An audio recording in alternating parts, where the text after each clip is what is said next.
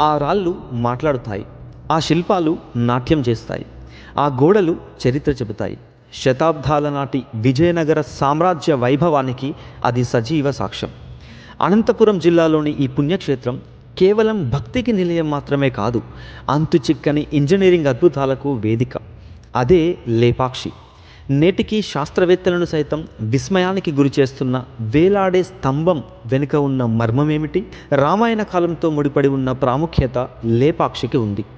సీతమ్మను అపహరించుకుపోతున్న రావణుడిని అడ్డుకున్న జటాయువు పోరాడి గాయపడి ఇక్కడే పడిపోయాడని పురాణాలు చెబుతున్నాయి. శ్రీరామచంద్రుడు ఆ పక్షిని చూసి కరుణతో లే పక్షి అని పలకరించినందువల్లే ఈ ప్రాంతానికి లేపాక్షి అనే పేరు వచ్చిందని ప్రతీతి. ఇక చారిత్రక ఆధారాల ప్రకారం విజయనగర రాజుల కాలంలో పెనుగొండ సంస్థానాధిపతులుగా ఉన్న విరూపన్న, వీరన్న అనే సోదరులు 16వ శతాబ్దంలో ఈ అద్భుత వీరభద్రస్వామి ఆలయాన్ని నిర్మించారు. లేపాక్షి అనగానే అందరికీ ముందుగా గుర్తొచ్చేది అక్కడి వేలాడే స్తంభం. ఆలయ ముఖమండపంలో ఉన్న 70 రాతి స్తంభాల్లో ఒకటి భూమికి తగలకుండా గాలిలో తేలుతూ ఉంటుంది. స్తంభానికి నేలకు మధ్య స్పష్టమైన ఖాళీ ఉంటుంది. భక్తులు ఆ స్తంభం కింద వస్త్రాన్ని లేదా పేపరును అటు నుంచి ఇటు తీస్తూ తమ అదృష్టాన్ని పరీక్షించుకుంటారు. దీని వెనుక ఉన్న సాంకేతికత నేటికి అంతుచిక్కని రహస్యమే. గతంలో ఒక బ్రిటిష్ ఇంజనీర్ ఈ రహస్యాన్ని ఛేదించాలనుకొని ఆ స్తంభాన్ని కదిలించే ప్రయత్నం చేశాడు.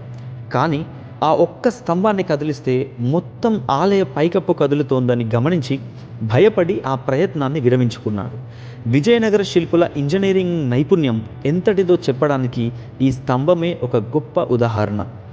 ఆలయానికి కొద్ది దూరంలోనే ఉన్న భారీ నంది విగ్రహం పర్యాటకులను మంత్రముగ్ధులను చేస్తుంది. 27 అడుగుల పొడవు, 15 అడుగుల ఎత్తు ఉన్న ఈ నందిని ఒకే భారీ రాతిపై చెక్కడం విశేషం. ఇది భారతదేశంలోనే అతి పెద్ద ఏకశిలా నంది విగ్రహాల్లో ఒకటి. శిల్ప కళా సౌందర్యంతో పాటు అద్భుతమైన ఆభరణాల అలంకరణ ఈ నంది ప్రత్యేకత. లేపాక్షి కేవలం శిల్పకళకే కాదు, కుడ్య చిత్రాలకు కూడా పెట్టింది పేరు. ఆలయ పై కప్పుపై గీసిన చిత్రాలు వందల ఏళ్లు గడిచినా నేటికి చెక్కు చెదరకుండా ఉండడం ఆశ్చర్యం కలిగిస్తుంది. అప్పట్లో కూరగాయలు, పూల నుంచి తీసిన రంగులను ఉపయోగించి రామాయణ, మహాభారత ఘట్టాలను ఎంతో కళ్ళకు కట్టినట్లుగా చిత్రించారు.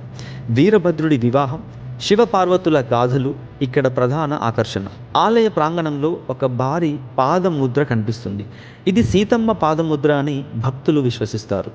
విశేషం ఏమిటంటే ఈ పాదముద్రలో ఎప్పుడూ నీరు ఊరుతూనే ఉంటుంది. ఆ నీరు ఎక్కడి నుంచి వస్తుందో ఇప్పటికీ ఎవ్వరికీ తెలియదు. లేపాక్షి కేవలం ఒక పర్యాటక ప్రాంతం కాదు, అది మన పూర్వీకుల అద్భుత మేధస్సుకు సజీవ సాక్ష్యం. యునెస్కో ప్రపంచ వారసత్వ జాబితాలో చేరడానికి అన్ని అర్హతలు ఉన్న ఈ అద్భుత క్షేత్రం రాబోయే తరాలకు మన సంస్కృతిని, కళా వైభవాన్ని చాటి చెబుతుంది. అనంతపురం గడ్డపై వెలిసిన ఈ శిల్పకళా నీరాజనం ప్రతి ఒక్కరూ తప్పక చూడాల్సిన అద్భుతం. మీరు చూస్తారు కదూ.